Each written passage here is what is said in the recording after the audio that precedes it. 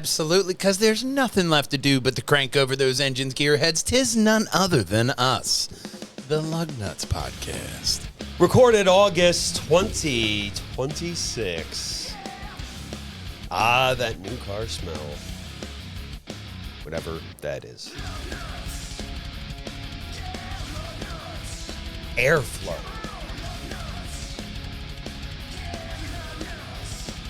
Genesis. Not that one.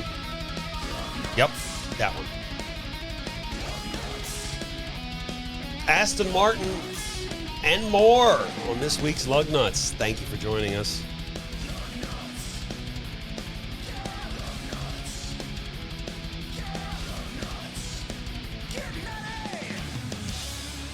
And of course, enjoy the show. and we want you to, Drive on Lugnutz. as I toss my axe off stage, we want you to drive on over here to Facebook.com/Lugnutz Podcast, where you're going to find all of our luggy and nutty polished content, or slide right on over to our website, pjandwh.com, where you can find the Lugnutz Ring Road Run. Also, the silly little podcast, Mattcast, and more Lugnutz Podcast for your viewing pleasure. A lot like the pleasure of this first story. Ford! Yeah. Brand new car. Ooh. Ford's got some big plans. All the dealers announced a billion, zillion, billion, million, zillion new cars before 30 seconds from yesterday or whenever they did it. Oh. All new budget SUV price tag of $25K. Oh, okay. That's not bad That's for not an bad. SUV. There's some photos wow. below. A private viewing in Las Vegas. They had a prototype of a Mustang Mach-4 four-door, the one we talked about last week. Okay. And reports of a hybrid V8 and an SUV to reach the roads 2029. Okay. That's exciting. Yeah. It is said to look like a little Bronco. Oh, okay. That's Like a Bronco, but Yeah. smaller. right. That's nice. Bronco's a good looking vehicle. It's not bad. I saw one out in the wild the other day, and they don't look horrible. Yeah, the Broncos, you don't see many of them. But No. you do see them. I think They're they're out still, there. They're people are probably still awaiting delivery. Yeah, I if mean, you got all the options. maybe it's just the area that we live, but I see more the ID buzzes. They're very popular. They're very popular. I see them all over the place. Maybe it's just because we live in the suburbs, and that's a good enough quality for the car battery. The dealer has, they've only had a mock-up and a prototype, so they didn't actually have any actual information. Right. They say they're going for about $25K for the price to be the most affordable. You can get a Maverick that starts at $28,145, an Escape for $33,350, and a Bronco Sport starting at $31,845. So Okay. So they're trying to go under the 30s and bring you something for around 25, so they can kind of match with what they're bringing. Like, with the Escape has been a classic car for it's SUV needed forever. a good updating, I'm sure, with the body and Yeah. to look like the new Bronco. They promised 5 new vehicles under $40K by 2030, and that was what, 3, 4, so one more to go. I mean, we're not Europe, so they should be around there. You know what I mean? If it's one of those things, you're Ford. You should have an affordable car think for back us. to a beginning of a lot of the vehicles. We don't even go as far back as the Model T, but the Mustang was supposed to be an affordable car. Yeah. For grandma to take the groceries, pick them up, and whatever. It was Turns a, out it was a people female liked car. it a lot more than that. It was a female car when it first came out. Too. Yeah, that's what they intended. They didn't necessarily intend. They didn't intend this, but change with the times. That's what they're good at. And there's still the other one's probably going to be the all-electric midsize pickup set to arrive next year, 28,350. So, and the new Mustang, Right. which we're all excited about. Going Yeah, back to cars, we talked about last week the Mustang and even having gasoline options. I just think that we're going to see a lot more of the industry go to hybrids to scratch that eco-itch. Yeah, everything matches what they're doing with the factories. It's all hybrid batteries and all that stuff. And if you have a problem, go look at China. Don't take my gas cars. Go look at them first. Yeah. Hey, if you don't like that one, Audi, them Germans are at it again. Oh, yeah. With a Nuvolari exclusive Bless you. look. Let's go up. We got some photos above of the Nuvolari. Yeah, that's Interesting name. I think it's an interesting looking Audi. Looks very Audi-like to me. Yeah, it does. It does. They do have a kind of look about them. Very, not necessarily long in the fenders, but it is a prominent hood section. It has a distinct kind of feel to it. Yeah, Lamborghini feel. They said they're going to design a new flagship, which was very lean, agile design. Oh, that's what you're calling that. Nuvolari. Ah, Nerver. bless you. Something German. Oh, that sounds it. Yeah. First conceptualized with 10 employees. Designers, engineers given specific parameters to fill. Otherwise, with minimum delays, they were given to work on their project as a team. Well, it took just 405 days before they came up with the first generation R8. Oh, yeah, well. And now we have this. The It's not Nuvolari. Right. Right. Yeah. Nuvolari? I mean, it's German, so sure. The Audi thing. Yeah, they got weird consonants and stuff and letters that I've never even seen. Plan to hit the European roads the back half 2027. U.S. deliveries early 2028. Okay. Just like the new Elder Scrolls. Yeah, I mean, it doesn't look like it's that intricate or, difficult to produce. It does look like it has that classic Audi look to it. Very simplistic, but bold lines. It went from 18 months from concept to the first show in Monaco. Oh, yeah. Wow. It's a quick Last year, turnaround. we saw the Concept C Coupe, which we talked about right here, and this is how they changed it a bit. Yeah, we do way too many episodes for me to pop a little link there, but we got it all on a playlist for There you. is a playlist, I'm sure. It's You'll get there eventually. Yeah, we go over almost 300 episodes there for you, so we got you covered. They have new 4 pillars of design. Yeah. Their new design ethos: clarity, intelligence, technicality, and emotion. Okay. I have Which emotions do you think they're conquering on this one? Like emotion I can see in design. How do you design intelligence? Are you just saying technology is like you're adding technology into design and that's the intelligence portion you're saying there? Yeah, Or I don't know. Well, they also is that like a took, feeling like, wow, they I feel took intelligent when I'm in inspiration- this? They took inspiration from an Audi from the early 2000s. Oh. It's supposed to look like that. They have stuff of the interior, amazing stitching. Oh, that was the amazing Audi that we got here? stitching. That's I think nice. there should be other ones as well. They have the Audi. Those are the fancy door panel things. Yeah. Finer detail than you would see on a Rolls Royce, they noticed. There you go. Oh, yeah, It's like there a it is, yeah. fantastic, fancy interior. They got that space. And they got Here, the behind screen my head. right there, the little There's like a pop-up space thing. behind it where you can like stick Yeah. stuff to fall Because underneath the wheel well. People are either going with the pop-up screen like that, so it's easy for the driver to just kind of quickly glance over at for pertinent information they want to put on the screen. Their mom's maiden name, whatever. But it's a very, driver-centric design. But the other option is like what we saw with, I believe, Bentley a couple episodes back with the curve screen. Mm-hmm. I'd rather have this. I'd rather just flat have one. it flat. I don't need up just here. fancy. It's You nice know? that you can do it. Yeah, it's cool. But I don't. But you can just have it raised up this way. So that way it's kind of an eye level. Like, hang on, what time is it? Ooh, I'm late. Yeah. that kind of thing, so you can easily glance over at it. It doesn't need to be curved or, have like fucking flames coming out of it. It could just be simple. Just That'd a be nice dangerous. little, yeah, I know, right? Set Make your sure it's a breakfast sandwich convertible. on fire. And don't park it under a tree. Very important, that last bit.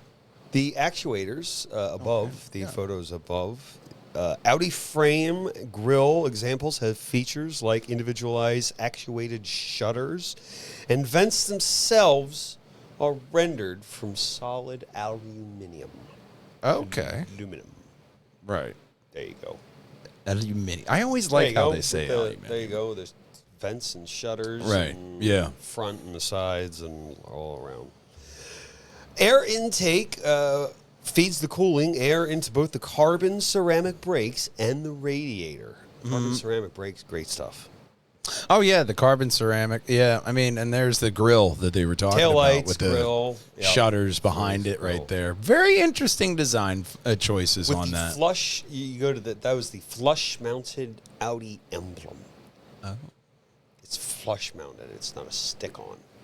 Oh, yeah. So it's No, in the there. other one is that's probably a sticker up. Oh, the big one? Yeah, the big one. That one. Yeah, that's flush. the Audi flush. Okay, They that probably is just flush. Lasered Yeah, etched it in. in with one of the machines. I mean, it's just concentric circles, so it can't be that hard. 2028, the Nuvolari will be just 499 units, starting at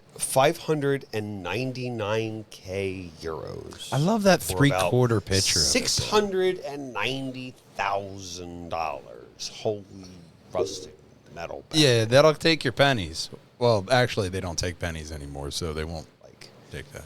ooh, it's an expensive one. But that's a nice back end. I mean, as far as Mattman's favorite back ends go, it's up there. It's kind of like a it's got an repurposed- aggressive back end. It looks like the Batmobile.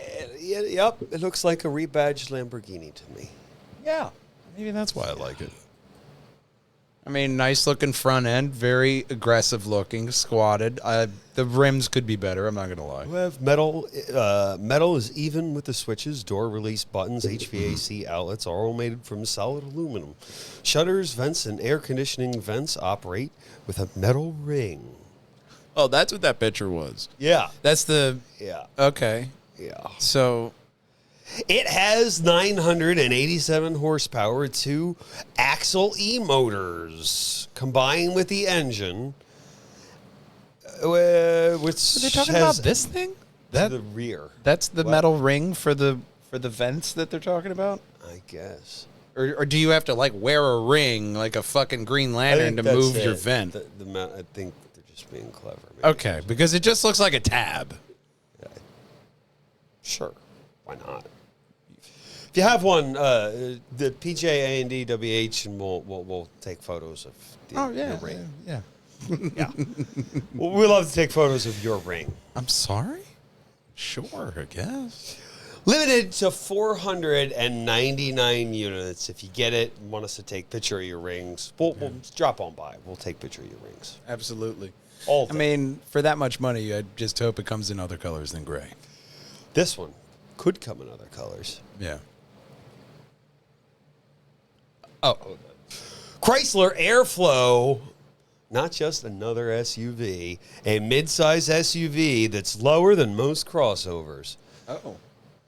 Then how is it? Is it? So I guess they're just squatting it? Is They're it just a getting really it- high car, a tall, or a low? So it sits lower. So they're talking about the ground clearance. So you're going to hit and feel everything on the road then. Right? They probably didn't take it to the Nürburgring. The new Dodge Hornet has been described as the Airflow's hot hatch evil twin. Oh. So it's a hot hatch they want to call a low SUV. Okay, so it's a hatchback. It's a low SUV. A All big the new hatchback, terms, I mean... a SUV hatchback. What is that? Is that we're coining, or a low SUV? I don't like it. Well, I don't starting like at that term. $40,000. I mean, I like the car. It looks nice. I mean, but the It looks term, nice. It'll blend in with all the new cars. You know, like, oh, this car identifies as a lowered SUV. They teased it in 2022 with the concept drawing of an all-electric vehicle. Not going to be quite so. Stellantis says it'll seat 5. Should expect production 2030. So maybe it will be all-electric. I know what they mean by 5. Front-wheel drive SUV. They mean like two on the ends and one sitting bitch. Yeah. But I always imagine that it's just like one singular seat in the back, just like sitting sideways, and you're like, man, they could have did this better. You know, just throw something different out there design-wise. See if we'll notice. Well, design-wise, we'll have internal combustion and hybrid power. Oh, there you go. And electric powertrains. They're ambitious. 2030, we might have the infrastructure. Maybe Right. not here. No. Not in the winter. No, no, maybe south. Probably but- going to get a turbocharged 4-cylinder West. with or a 2-liter, the Hurricane 4 turbo. Mm-hmm. Well, see, a smaller car like this with the 4-cylinder turbo could do a lot of damage. Yeah. You know, especially if you keep the body light, you could really do some good times in that. Because you don't need all those parts to raise it up, so you save all that weight. And you get better aerodynamics when you're lower to the ground, you know? I mean, you're getting I just think that would be a little bit better, 4-cylinder turbo in there. That would definitely get you to the grocery store. Nickel lithium-ion batteries, supports 800-volt architecture, quick charge, all-wheel drive, intended to be 5-passenger vehicle. Integrate the company's STLA brain electronics and software architecture, which manages everything from over-the-air updates, oh great, to driver assistance, vehicle control. Well, with brain Control. with brain electronics, it better be impressive. You know. Also introduces STLA Smart Cockpit Infotainment System. Smart Cockpit Infotainment System. Oh, okay. I was about to say that's a weird marketing ploy there. The cockatainment, like The what Cockatainment, kind of yes. special trim level starting is that? price $39,000. Okay, Expected sale 2027. I guarantee you that that 4-cylinder turbo is not going to be 39, but it'll be worth The the turbo up. will not. Yeah, Turbo will be it'll be extra, like, well, 40, wait. 45. Yeah, but still, when you're looking at that kind of a car, you know what you're getting into, and I think especially on the used market, once you see them there, see how the depreciation treats it. You know, maybe a gem. You may Or not. this next one might be the gem for you. Now, here's someone we haven't talked about in a long time. Genesis unveils the GV80 HEV. Go on sale next month with an all-new hybrid system that delivers like an EV and drives roughly 25% fuel improved efficiency. Okay, so a little bit more efficient. First debuted with the next generation Hyundai Genesis 2.5 turbo hybrid system. New system uses hybrid setup consisting of starter generator motor that handles the engine starting power, driving, brakes, propulsion, and regenerative braking. When you get to highways, faster speeds, it does the gas thing. Oh, okay, yeah. If you're just zipping around to here and there, you don't need it. But I mean, I hate to sound like a Toyota drone, but their Prius has been doing that, man. yeah, well, the Hyundai Well, that makes sense. It's for Hyundai is having the group's first liquid-cooled battery, which has improved efficiency. Oh, yeah. And enables higher maximum discharge output.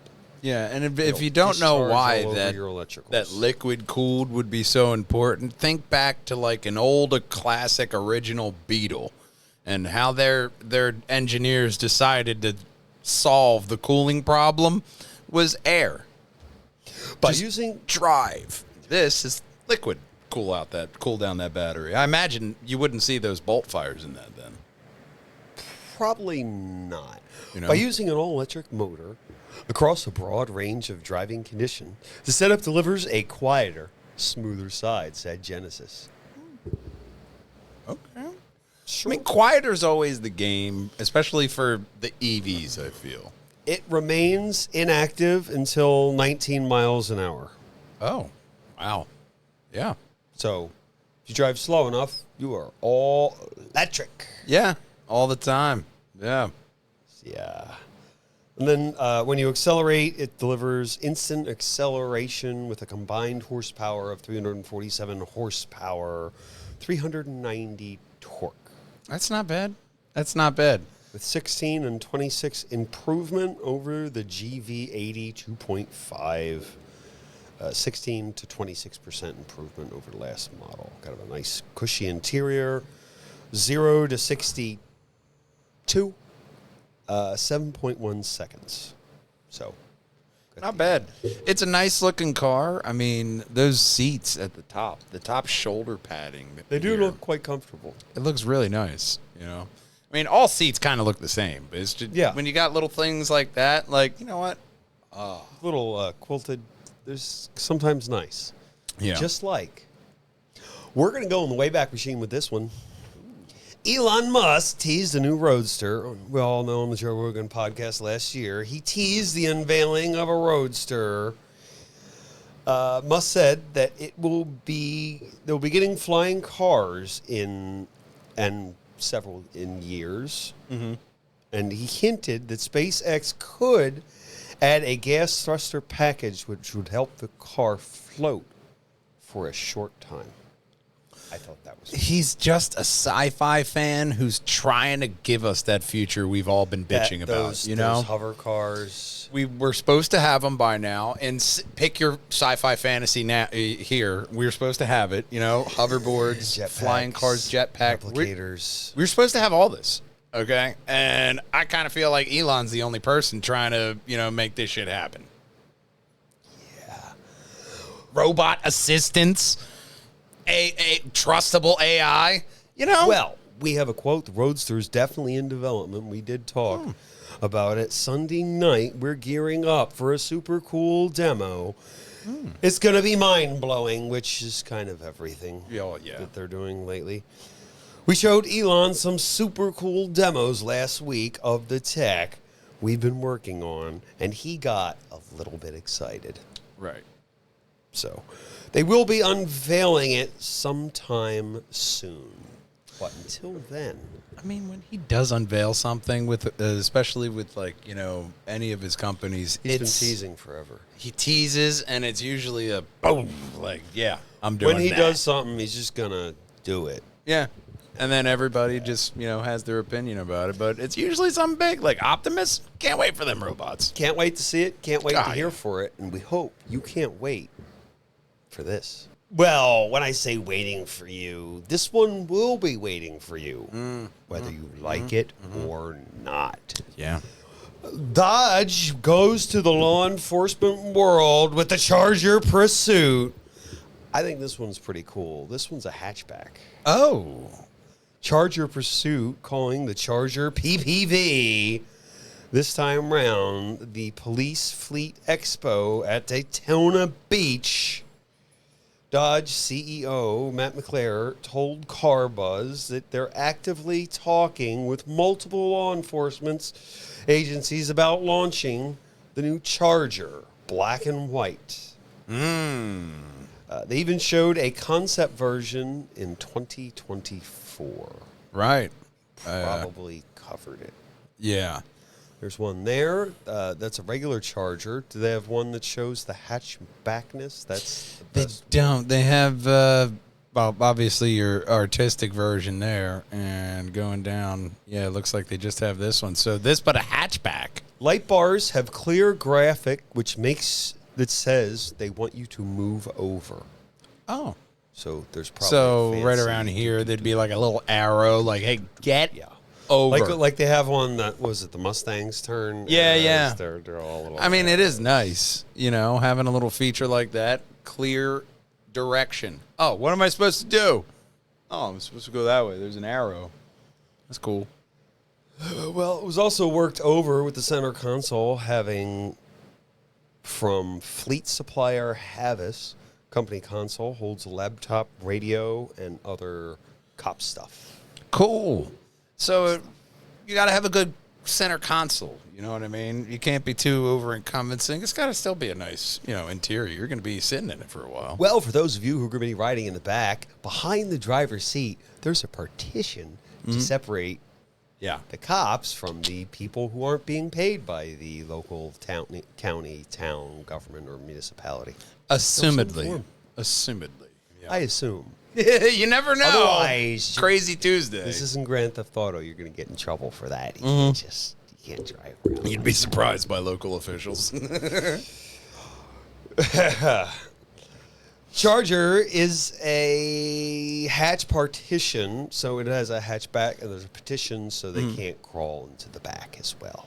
I would hope so. You don't want them to crawl back with the rocket launcher. Like, you know what? Whatever cops carry in the back. And now he has an assault rifle. Uh-oh. Yeah, the rocket launchers, those things, with the spikes. You don't need to supply them with new cool tech, Company uses public event to show the safety and special vehicle lineup, including the Durango Pursuit, that I remember talking about, named the Ram 2500 Base DJ Emergency Response Vehicle, as well as the Charger, which will be available for retail. About to say, if it has like that DJ Khaled air horn, fucking best DJ edition ever.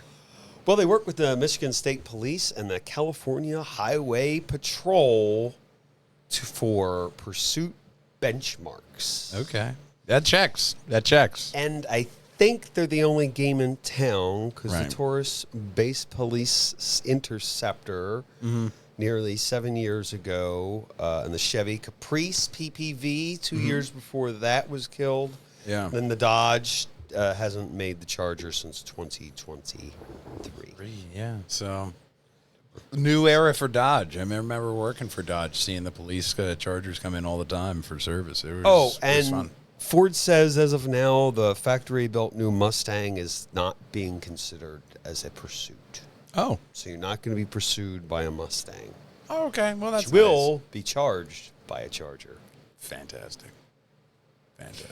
First police package came out on the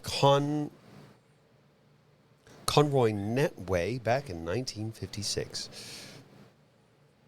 The new Charger with 420 horsepower, 550 horsepower with a Hurricane i6. Yeah. Definitely need to have a lot of power in those things. You know? You got to have plenty. You can't have them clearly outrunning you and be like, you know what? I would try if I could. Hatchback's got to be lighter than the SUV, probably quicker. Yeah. I'm guessing. Well, if you're cops, you just drive as fast as you want to catch the terrorist or drug dealer or whatever you got to do. Yeah. But you got to have a nice car when you do it. So, especially the Dodges, we'll see how they roll. You got to. I remember there was whenever there is a problem, it's just like any other car, man. It's always inconvenient. So, you got to make sure they're reliable as well. And they can't buy foreign cars. They have to buy like American cars. So. Yeah. Yeah, it has Dacia or Renault. Yeah, it's not a Marvel movie. You won't see cops driving this next story. But that'd be cool, right? Maybe in Abu Dhabi where you'll see Aston Martin's new front engine V12. The Saint Satin Andromeda red paint. Q exclusive that shifts from red to orange. Okay. That's cool. And back in the light. I like that. Yeah. The back of the Valour chops off abruptly, leaving exposed carbon fiber. Because you could kind of tell the red back here, and then does that say 22 photos? It does. There's a nice side. Oh, there it is. That's got to be the. Yeah, because you could kind of see the paint. What they're talking about here, but the change in there, it's just the camera can't really capture. I don't think it really does, because this picture, yes, absolutely, it really does it justice here, because you can see the red in the back fender on the back quarter panel as opposed to the hood. Aston Martin Valour, it's the third in the line of bespoke V12 supercars produced by the firm's ultra-exclusive Q brand. Oh, that's nice. Nice I like the front end, front end. Yeah. 838 horsepower from the twin turbocharged 5.2 liter V12. 104 more than the Valiant, 14 more than the Vanquish. You know what? 0 to 62 in 3.2 seconds. That must be the secret that front end looks like it has to tell you. It looks like it has a secret. Like it has guess a what? big secret in there. I have a big secret and under it's this hood. full of fun. Oh yeah, Is what that's it looks like it. It really does. 800. top Fantastic speed secret. 214. Oh yeah. No manual transmission here. The entire body is made of carbon fiber with a sharpened front end, angular streaks, and aggressive diffuser on the back end of the car. Yeah, right there. 325 section rear tire exposed. Aston Martin claims to have saved 242 pounds of weight Yeah. in core components on the V12 platform, which underpins the Vanquish. So this should be faster, I assume. Oh yeah. I If mean you that saved paint, all that 200 and couple people's worth of weight. I mean that paint and the body lines alone. This is a really, really well designed car. It just looks like one of those old Hot Wheels you had as a kid. It looked good. And the figure includes 37 pounds from the optional lightweight suspension pack with machined aluminum suspension arm, knuckles, titanium. Ooh. Oh yeah. Oh yeah. I thought this car was Titanium nice, chassis bolts. and then I saw that fucking Nice back all end. over. See? Oh, yeah. That's why I went back and clipped that story. 'Cause Yep, This is a nice it's worth it because my God, that back end alone, along with the paint, you really see what I'm saying. I love this paint. I'm a paint guy, but the paint right there, you see the multicolors right here because you almost get like a little bit of yellow in there from the reflection, but the orange and red, beautiful body lines, especially with the silver going down on the very bottom of it there. Riding on 21 magnesium wheels over carbon ceramic brakes, titanium exhaust system specially designed for the car. Aston Martin claims 50% louder than the Vanquish to maximize sound inside the cabin. Right. Because everything's right Yeah. here, behind you. It makes all sense. the Yeah, and you're exhaust probably blowing directly behind the passenger seat. You're probably sitting more like this in it because you're going to be back a little bit like a fighter pilot. But yeah. It'll be great. Oh, yeah. Everyone bring it Fantastic. by. We'll take a picture of your ovals too. Yeah, we'll just have like a drive-through of all the cars just riding all by. They didn't give a price, If but you have to it's ask. probably going to be like $2 million. Oh, yeah, if you have to ask. Without seatbelts and without it, with just a crate to sit on or whatever, just the basics. No air conditioning, I imagine. That'd be like An extra $1 million, extra, you know. probably. So Yeah, for like Or- $20, you get a guy just with a ice cube spitting on you. Or you could take yourself over to our internet pages, pjandwh.com, and the Facebook place. Facebook.com/Lugnutz Podcast. You can check out all of our luggy and nutty content like the Lugnutz Ring Road Run or even a full episode of the Lugnutz Podcast here for you. And keep your eye out for the Lugnutz Shorts. Because it does not matter if you drive a Chevy or a Dacia because nothing rolls without Lugnutz. We'll see you next time, gang. Until then. Volkswagen reveals the world's safest e-bike. I looked at it. Looks like an e-bike, but it comes with smart glasses. Oh, well, that's why it's so safe. Because you're smart when you wear the glasses. Thank you. You're here all week. Wear a helmet. See if they got like electric motors. They probably go really fast unless you want to. And check your local laws, because a lot of the e-scooters and e-bikes and stuff are getting banned on inner city and suburban areas. You know, so check it out. Romeo's excited about it too. He just got a new e-bike because he wants to see you here next week because we love you, miss you, and can't wait to see you next time. Until then, drive on, gearheads. Bye-bye.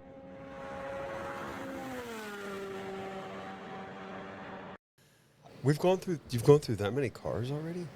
Oh, I've yeah, done there's that many a lot. already? There's like 5 videos out there right now of all Ring Road out there. This is where we're at so far. One of them we actually, and here I'll put it up behind us here because this is the beginning part of the Ring Road segment because this is our list.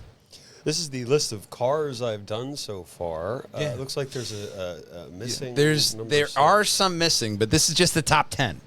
So Top 10. this is our top 10, and at number 10, the Pfister Growler. It was a night track, and it was 8 minutes 10 second segment, and Growler. the Growler was not. It wasn't the best. It wasn't the fastest. It definitely drove like a Porsche. Yeah, It definitely drove like a Porsche. It was one of the crashed. I must have gone off road on that one, on that turn before the double. Before the double. Honestly, the tunnels, probably there. You know, and a lot of these are really, really solid runs. But when you get up to like the other end of the list, the Torero XO, you hit a lot of shit in that. It was just that fucking quick. Even for an evening track, it was for some going to be night, and some by the evening run, they accelerate. There's not to use max acceleration. They go too fast for any road. yeah. Well, I ran into that problem a couple times. The Fisker 811 you'll see twice because I have 2 or 3 of them. You'll see it twice. You'll see it again if it's fast. Well, I already saw that right above me at number 9, the Grotti Turismo Amalgio. Yeah. I added that in the video twice because you had to. You did them like back to Oh back. yeah, that one. And that was like the Gordy run. Really and, bad lap. Yeah, they were, but that was the I hit best a lot lap. of stuff the first time. Yeah, that was the best lap The one there you with see, the I Omega. did hit a lot of stuff, and And it was the evening track. on So the other time, for the it best had to have one. been like 10 minutes. I hit a lot of shit. Yeah, so the best lap is what I added in there for the Gordy there. And then the Gordy Fura was a night track, 8 minutes 6 seconds. This is how tight we're now getting in here into the top 10. And now at number 6, we have this next car.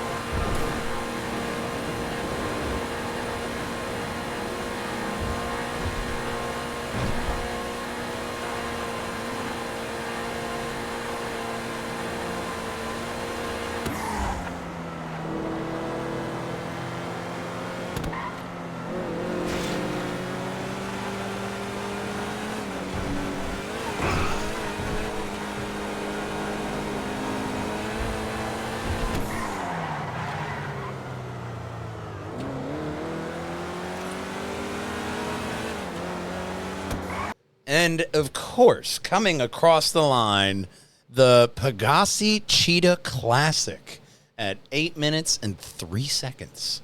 And that was that's the little ring road run highlight for this week.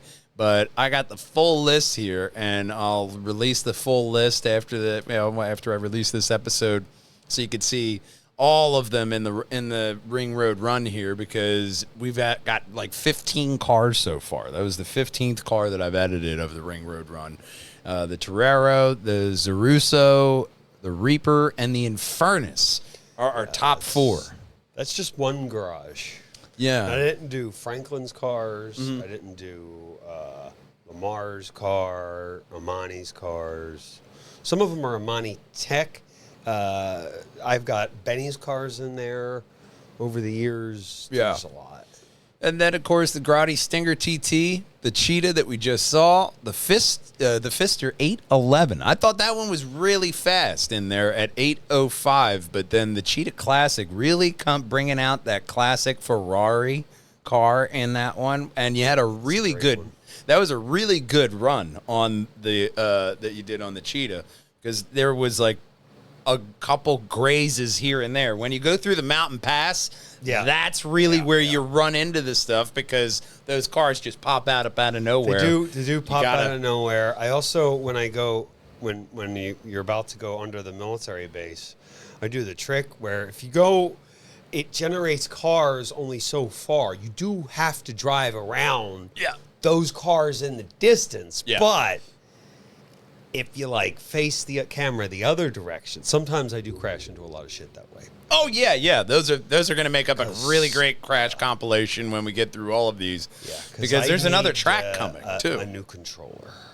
Yeah, there's another track coming. There's a bunch of cars we have here in this Lugnutz Grand Theft Auto 5 segment, but our top 10 is there. But I told you we have a tie at 11 for the Benefactor Shafter and the Fister Comet S2. The Comet S2. The Shafter is the V12.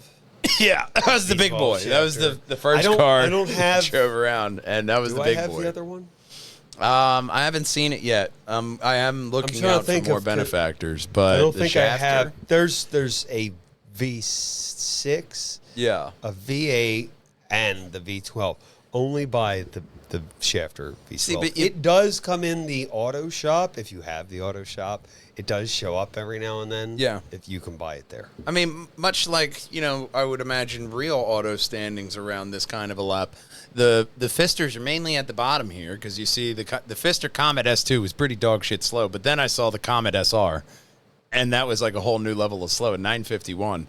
And there wasn't even a lot of wrecks in the Comet SR. It was just like a slower run. It might have been night, and I was just enjoying myself. Yeah, I guess it was a slower run. So is that the convertible?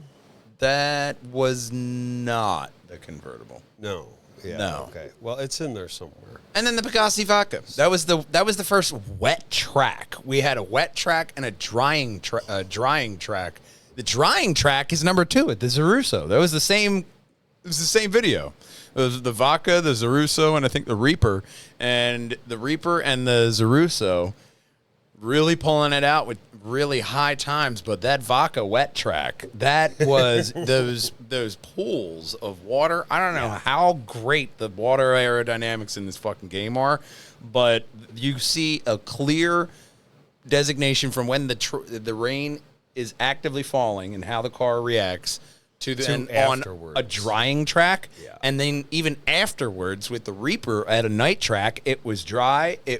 When it was a drying track, it was drying. There were parts of the track that still had puddles in it and stuff. So it's very impressive with the different conditions we've had so far.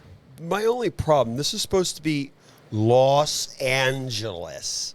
It rains way too much to be Los Angeles. I'm surprised it took us so long to get to a wet track, because it does rain. It rained in LA all the time there, and it doesn't happen like that in LA. They would not have as many fires. I'm just guessing. But they might. Or you could watch this video. Put your arms up.